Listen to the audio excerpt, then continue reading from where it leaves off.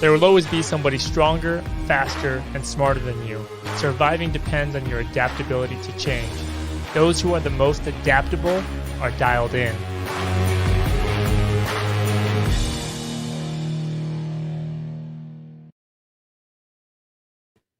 Hey, hello, and welcome. Welcome to Dialed In. I'm your host, Kyle Burt. Hello, LinkedIn, YouTube, Facebook, Periscope, Twitch. We are on all channels right now. Guys, let me know where you're watching from. Say hello in the comments. Keep this interactive. This is Dialed In, Elevate Exchange. We have a great show lined up today, talking about injecting intelligence, which is really, I don't even know what that means. So we're going to figure out what that means in just a moment with Jeff. Before we do, this is in partnership with Elevate Exchange. Elevate Exchange is a community of IT thought leaders, just helping each other out, mentorship and mentoring others. We have a happy hour for members coming up in September with Sharif Mityas, Chief Experience Officer for Fridays, the key to building a true, authentic, and trustworthy brand. That'll be Wednesday, September 17th, 5 to 7 p.m., virtual happy hour. Screenshot this right now. I'm taking it down. There's the link to register down there in the lower half there. Screenshot that, and we'll move forward. Cool. So, guys, today's topic, today's guest, this man is a self-proclaimed executive, co-founder, mentor, worker, advisor, science geek, you name it. Has a strong history of entering situations where management discipline is needed in order to create growth in startups or stability in more mature organizations. He's an advocate of research and innovation who speaks to and from the technology and security industries. He has an extensive experience in building and leading high-performance teams by identifying and developing high-potential leaders at all levels of an organization, many of whom who achieve world-recognized leadership status. Injecting intelligence into risk management. Let's bring out Jeff Reich.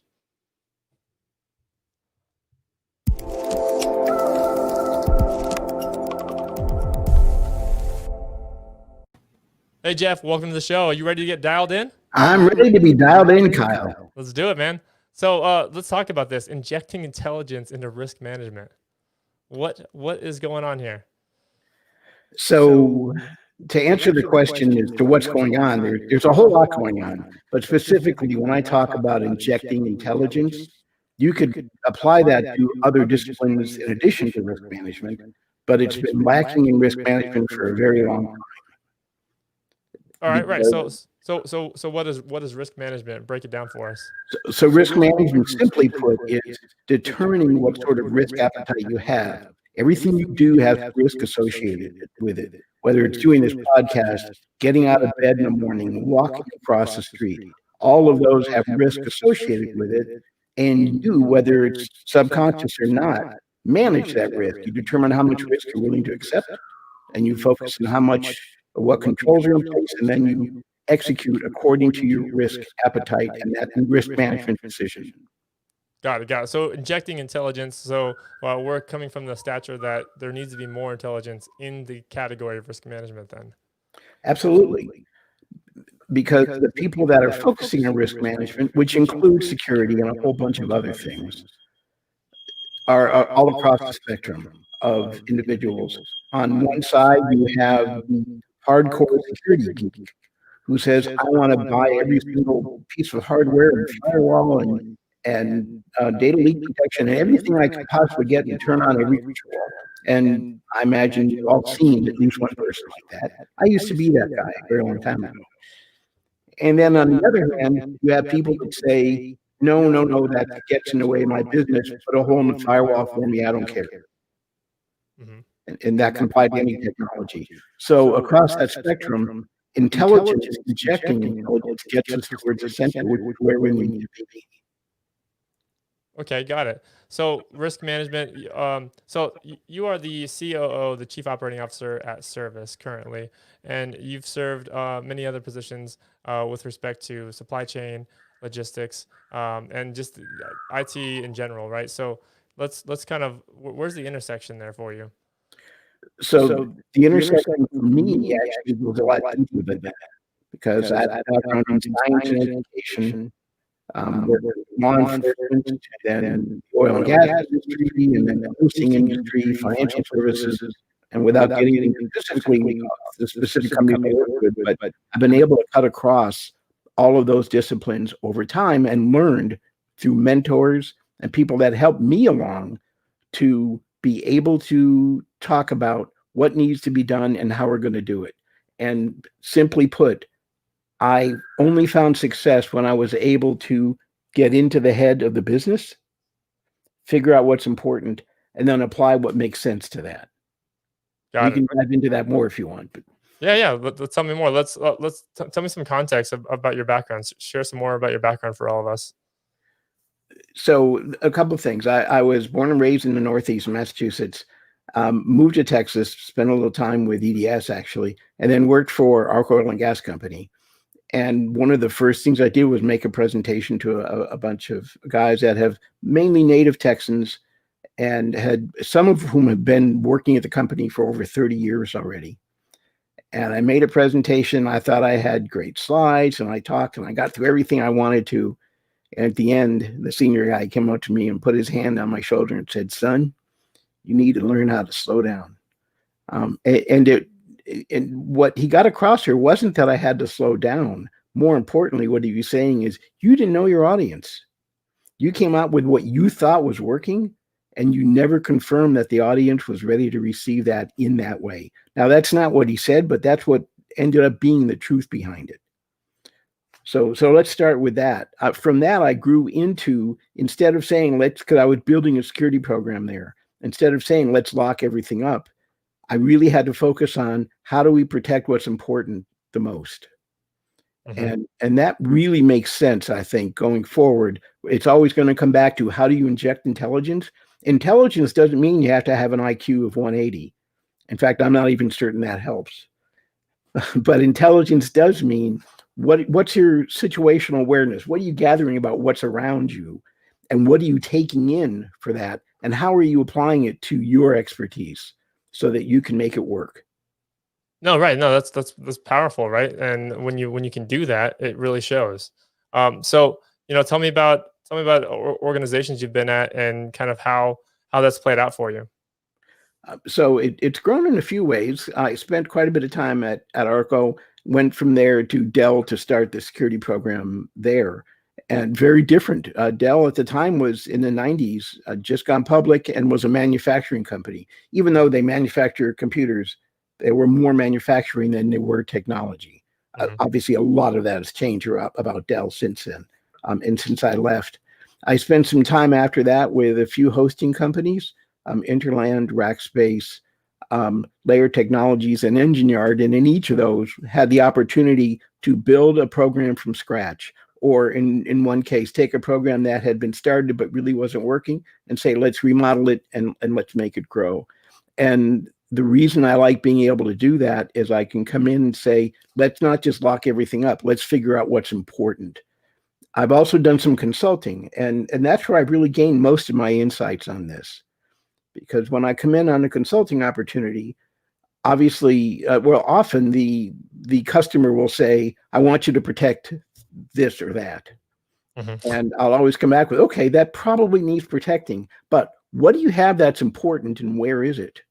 And how important is it? I've never had anyone answer that question with anything other than, and what I figured out is if they knew that answer, they wouldn't need me. Because they knew what to protect and how. Hence, injecting intelligence into risk management, right? So, how do we actually do that? Like, what have you what are you proposing?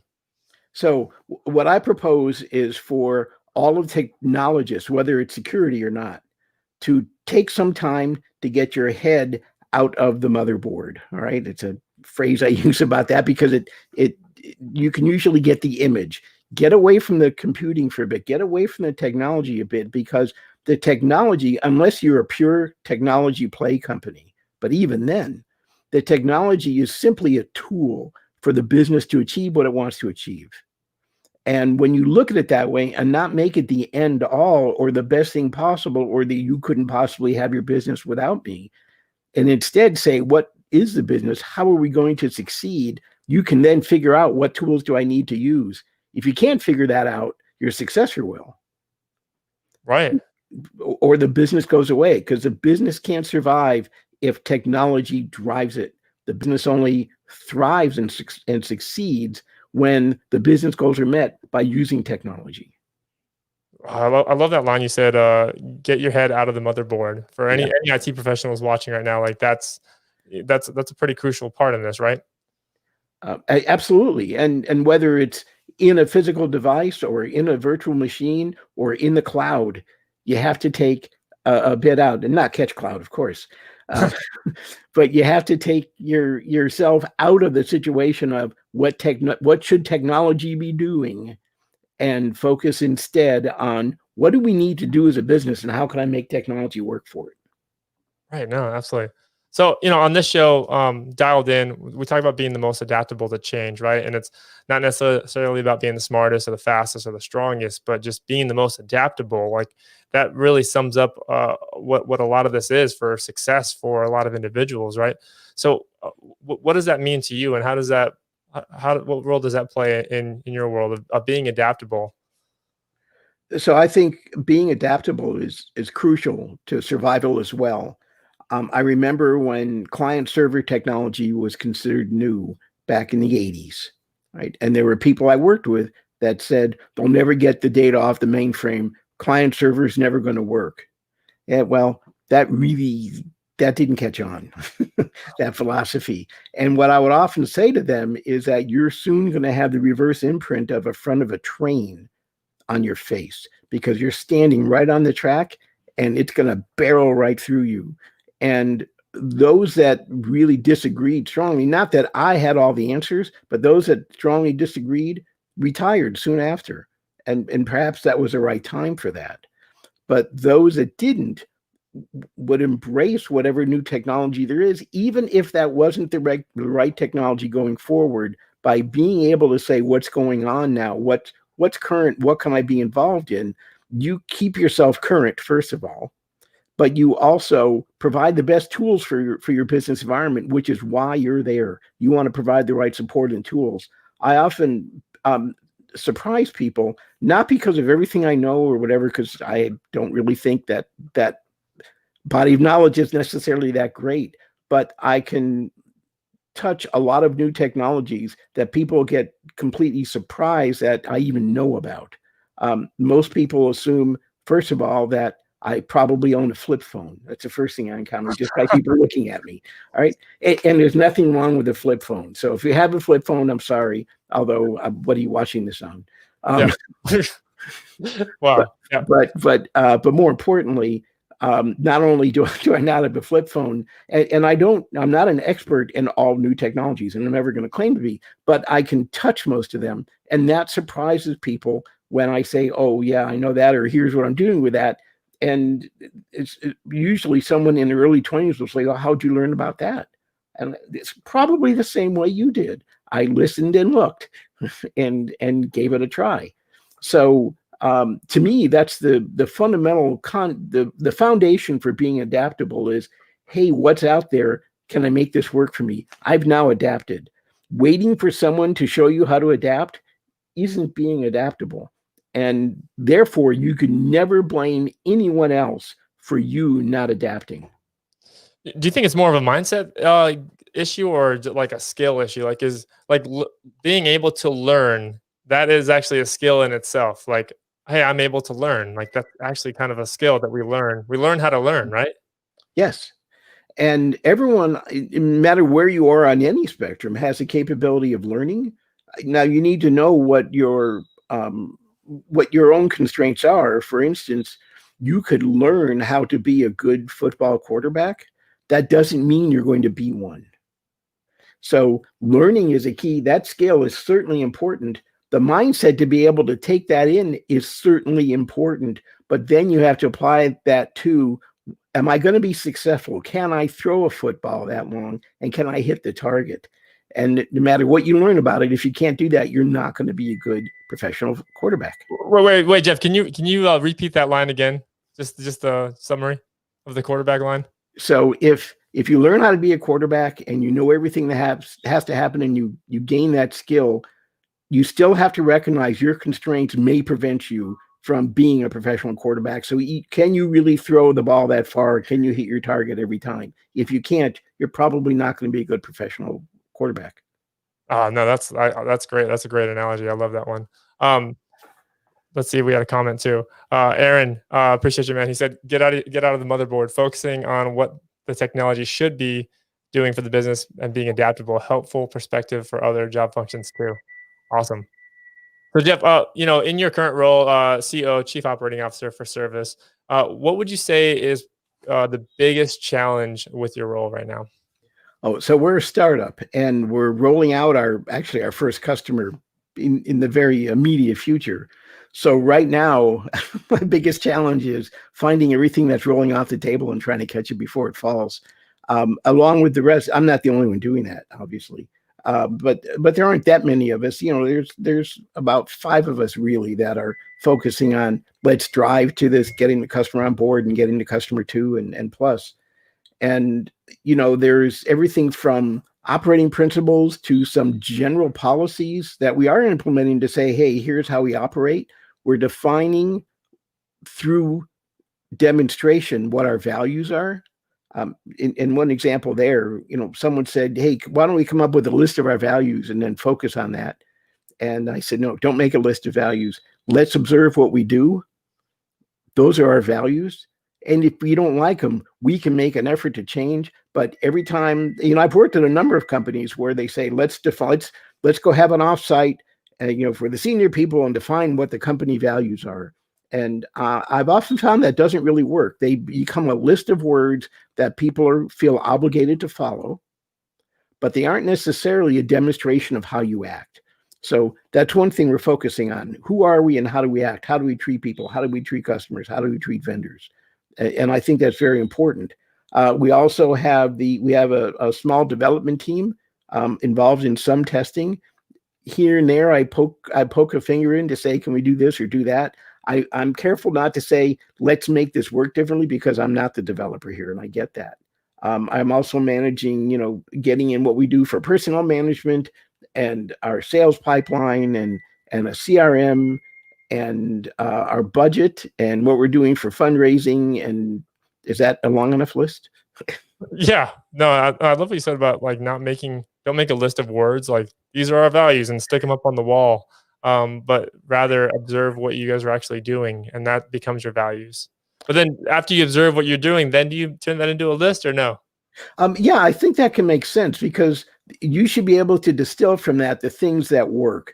Do we really enjoy and demonstrate being honest and transparent? If we do, then I think that's a phrase that can be part of our values. If we're not demonstrating that, then it shouldn't be up there until we know we can demonstrate it.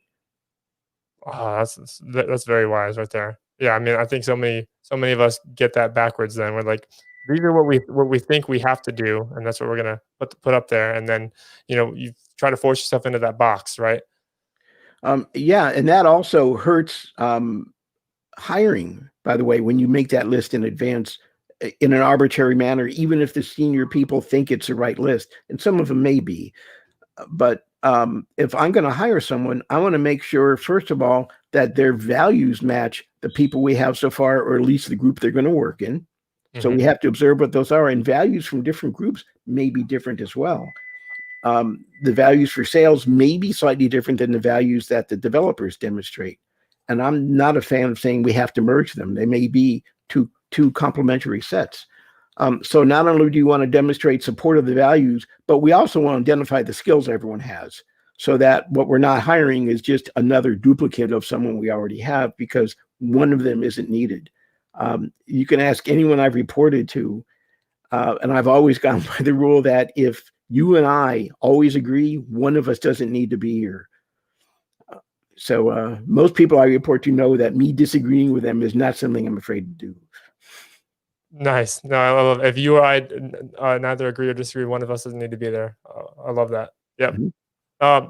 So what would you say is throughout all of our like history and careers, like we experience micro failures throughout our history, and we learn from those failures, and it's okay. So what would you say is like one of the biggest failures you've experienced, that you remember most, and kind of what you took from it? So I'm going to redact it. And it wasn't a micro failure. So can I still talk about it? Yeah, of course, yeah. I'm being generous. I'm being kind there with micro Right. failure, but yeah, it can be a big failure too. I'm going to raise it up a level just so it's not really identifiable. But a situation existed where I observed some behavior serendipitously. I was working on an issue that I was pursuing, and I happened to come across someone displaying some behavior. I'm really making this generic. And it's something that, they probably shouldn't be doing that. So that caused me to, I don't leave any stone unturned. That caused me to look into it a bit and realize, there's a couple people involved in this, and none of them should really be doing this. It doesn't support our corporate values. That was one thing. But another is, I'm not certain it isn't breaking the law. So the mistake I made, even though from a morality perspective, you can say, gee, I did the right thing by looking further into it and kind of turning over some of the rocks associated with it and uncovering some information. What I didn't do was judge the temperature of the company well enough and where we were in our corporate growth to see if this was the right time for them to be ready to accept this and deal with it. And they weren't. So even though out of context, I did all the right things, the lesson I learned was I never really took the temperature of the company. Not that I should have delayed it, but sometimes turning over information that people don't want to hear, sometimes you have to focus on when is the right time for them to hear it. Because if they hear it at the wrong time, they're not going to be able to deal with it effectively. Oh, wow. No, that's a wise lesson there. Yeah, that was the painful one. It sounds like it, man. Sounds like it was. What would you say is like besides injecting intelligence into risk management, what would you say like is the biggest area of focus that you're curious about right now? So what I'm most curious about right now happens to be what Servus is focusing on, which is why I'm there. And it's supply chain. And it's not, how can we manage a supply chain? How can I do procurement faster? Those are all results of supply chain issues. But most importantly, whatever you consume as a consumer, whether it's a phone or a carrot or this microphone or whatever you're consuming, right now, it's almost impossible in most cases for you to have visibility all the way up to supply chain to see the true source of the material or materials that you're consuming. Right. Okay. As a result, let's go back to a current example. How did you feel about your toilet paper supply in March? Didn't have enough. Yeah, exactly. Yeah, well, that's how we felt, right? Yes, yeah. So everyone felt I need to go buy 3 cases. And I'm not sure why, because I never heard any indications that the virus caused any sort of issues requiring more of that. But that's another decision there, another discussion. But more importantly, that happened, and the stores that empty shelves wherever TP was, the week before. And the suppliers said, I just can't keep up enough. Now, there was an increased demand. The biggest issue we had, though, is no one had visibility up to the tree, which is really the source, right? No one had visibility up to the tree, except for the loggers and the people maybe one degree away from them.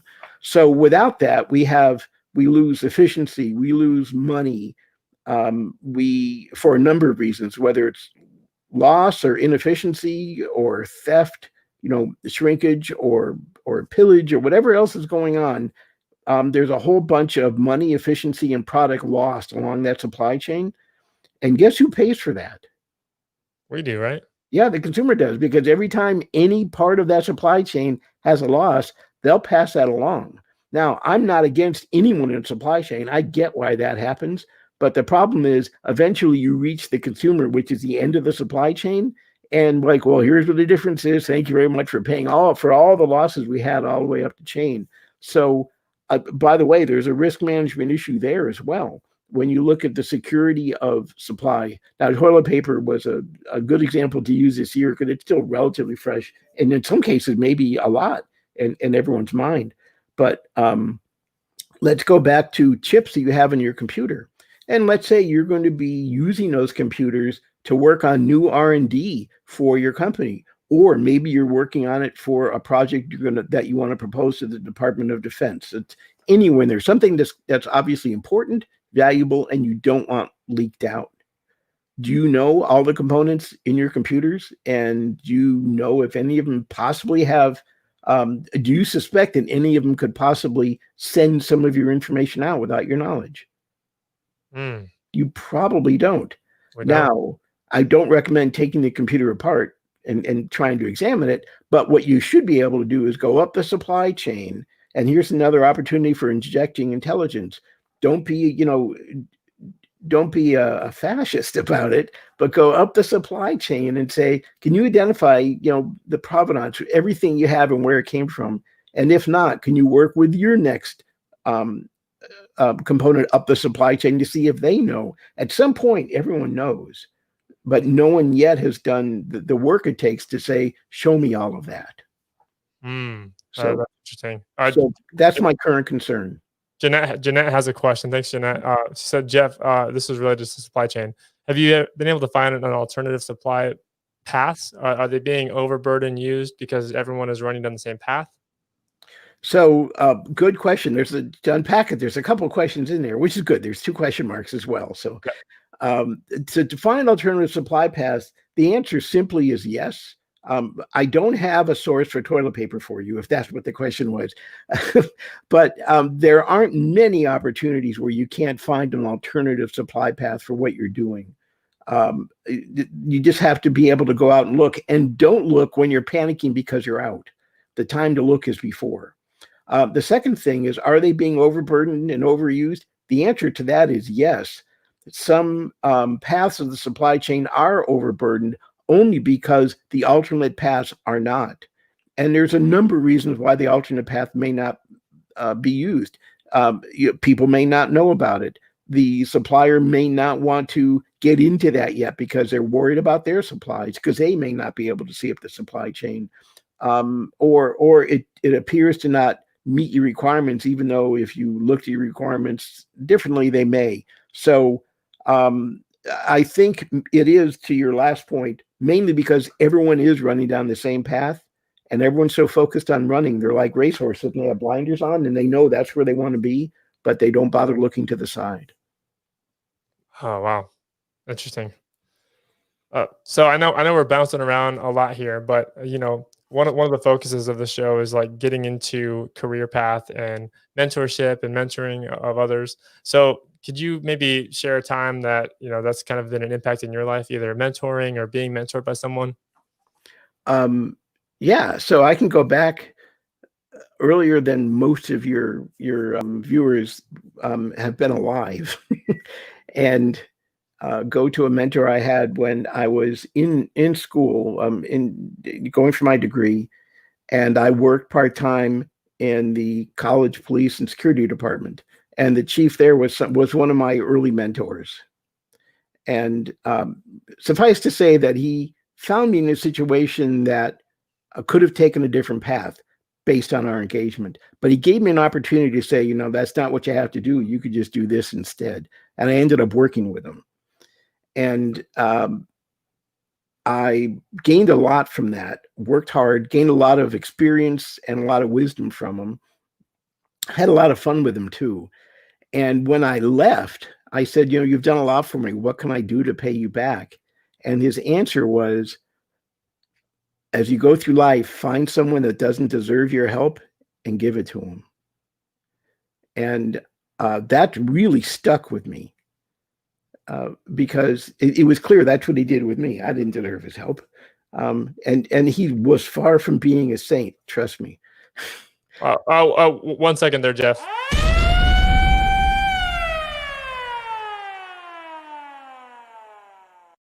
That was incredible. So if you find someone that doesn't deserve your help, that's when you give them help. Like, yes. That's the takeaway here, guys. So go back and listen to that, replay that. Like, That's incredible. No, I love that. And so you've put that into practice, right? Throughout your history, and what have you kind of seen from that? So I do try to do that all the time. And, some of the results, some of the measurable results are some of the people that I either brought into the information security field or joined working with me after they were already in it, had opportunities to help open some doors for them. And I'm very proud of the fact that a lot of people that I worked on mentoring and developing ended up getting CISO of the Year awards, are now Cisos for large multinational companies,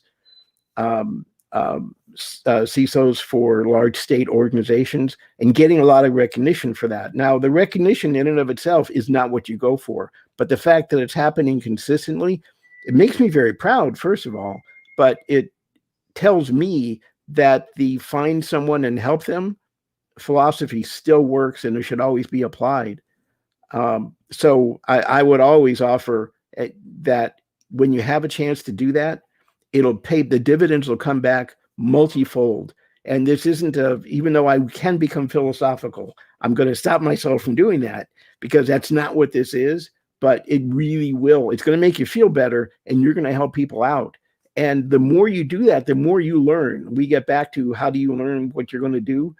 I still teach part-time through UTSA, the Center for Infrastructure Insurance and Security. And I teach classes on either being able to achieve DFAR so you can be a federal contractor or preparation for a CISSP exam. And the reason I continue to teach this is I learn from every class that I teach because I find out what the situation is. I find out why someone's doing this. That helps me complete the picture. And I'd like to think I help them achieve their goals through the class as well. Oh, that's incredible. So it seems like you prioritize impact in your life, and with respect to what you focus on your work on, right? Exactly. And I'm not trying to give anyone the impression that I do nothing but good and I'm here for everyone else. That's not true. Although without doing that, my life doesn't work right. Wow, no, that's good. That's good stuff. So Jeff, as we're starting to wrap up here, what is something that you would have like if you were in my shoes, what is something you would have asked yourself that I have failed to ask you so far? So that's a good question. And there's a really good report article that my favorite one. If I'm ever grasping at straws, that's my go-to. Excellent. So we've talked about intelligence and what that might mean and learning and how you inject it and working with people and help mentoring people. What we didn't talk about, because I've talked about hiring as well, what we didn't talk about is how once an organization is developed, who's in it, what makes it work, and who are the most important people there. And so if I could come up with a question is who's the most important person in an organization and who might be the most expendable? And I shouldn't use important, but most critical and most expendable. And this is something that bothers some people, but I'm a firm believer in the most critical individuals in an organization are those that are doing frontline work. Mm-hmm. Mm-hmm. And the most expendable are the ones at the top or the bottom, if you do it correctly, of an organization like the CEO. Okay, yeah, no, let's talk about this more because I think I heard we've talked about this before in the past, right? Of that hierarchical status. I can't even say that word. How the pyramid, how it's flipped. We need to flip that upside down, and it should be right. Of like CEO at the top, frontline work at the bottom. It should be frontline work at the top, CEO at the bottom. Exactly. If you take that pyramid of the hierarchy and positions and flip it and live that, there's another value that if you can demonstrate is great. Then what you're saying is the CEO's sole job is making sure that everyone in the organization have the tools, resources, and support they need to get their job done effectively. Because when that happens, everything runs smoothly. Mm-hmm. And the people on the front line doing that every day are the ones that need all those tools, resources, and support. And because of that, they are difficult to replace because you're getting real specialized, driving towards the customer activities. Whereas a CEO, should the CEO happen to be replaced, is going to cause very likely the least amount of ripple effect, with the exception of the CEO that comes in and says, I'm going to change everything. And that once again takes out which way is that pyramid flipped now. Right, yeah, and when they do that, they completely disrupt the order of the way everything, the order of serving all the other members in the company, right? Yeah, you can still come in and say we're going to make changes, but to come in and say I'm going to make changes and here's how it's going to affect you, you've now taken that pyramid, put the CEO at the top again, and if you don't work soon to flip it the other way, then it's not going to work. Yep, absolutely. Jeanette's on the same page. Take care of the crew; they'll take care of you. Exactly. Absolutely. Good advice, Jeanette. Yep. So Jeff, what makes you feel like the most inspired or just the best version of yourself? Well, I think I feel best about myself when I can see people that I've worked with succeed more and help me more in doing it. I'm going to give you an example right now. At Servus, the CEO is someone that was an intern at a startup I was with 6 years ago. All right. Yep. Time flies. And we were together, and I like to think I've mentored him, and he feels that's happened.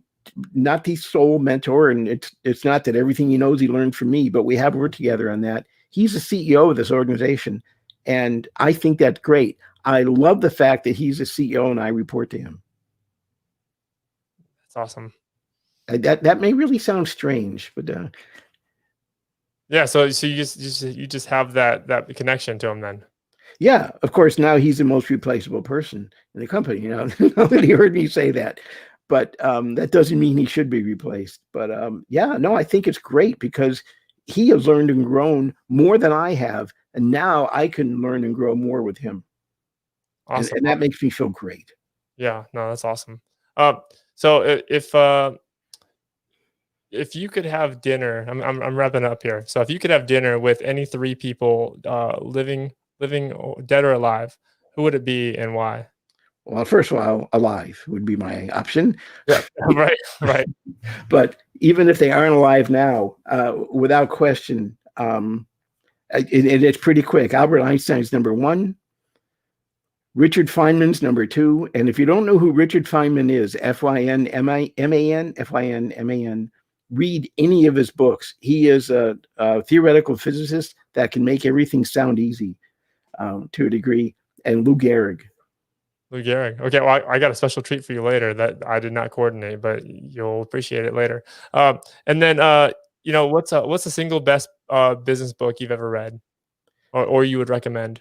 Oh boy, there's one that I've been focusing on lately. I didn't prepare for this either. Everything's going to fall now, so be prepared for a crash. But right, and Rand's going to probably appreciate that I'm promoting his book here. If you're in a startup, there's a lot of good lessons. It did just happen to be there. I didn't leave it. Can you say the book title again? Sorry. Sure, I'm sorry. Lost and Founder. I'll put it back up again as well. Yep. Lost and Founder by Rand Fishkin. Yes. Okay, cool. Just for the podcast listeners. Yeah, he was a founder of Moz. If you're in any case, the reason I like the book, and I can pick any. I have shelves behind me and in front of me with books in them. I can choose any one and say the reason it's here is I like it. But what applies to me now, especially in startups, there's a bunch of lessons in there that really go to find a way to get your ego out of the way, because every time your ego sneaks in, it's going to nail you in a startup, and it's not going to help you out. And there are too many arrogant people in startups, in my opinion. So I think it's a good read for that reason. He is very open and transparent with, here's what we did wrong, and boy, we really screwed up doing this, and here's what we learned. Awesome. Love it. And Jeff, you've already dropped tons of words of wisdom on us, but just in summary, like the last question for you, what is like the one piece of parting advice that you would give to everyone out there watching today? Listen and take what you hear into your head, into your heart, and then take action because of it.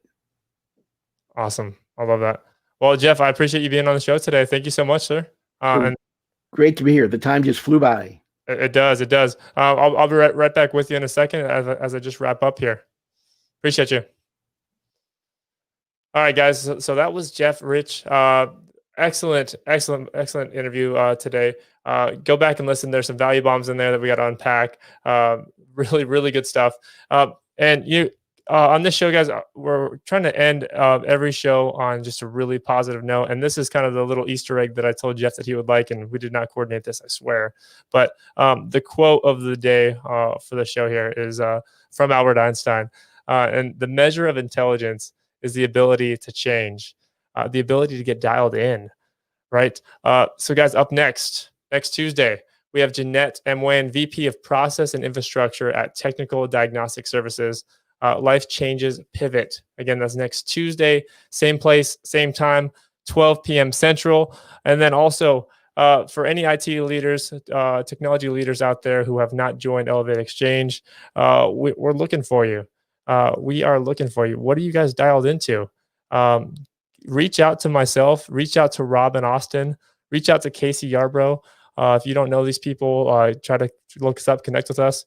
But we want you on the show. We want to showcase you, highlight your best features, your passion. Like, what are you the most dialed into? And with that, guys, that's the show. I appreciate you guys for tuning in. Thank you so very much for watching. And then we'll see you guys next Tuesday. See you then.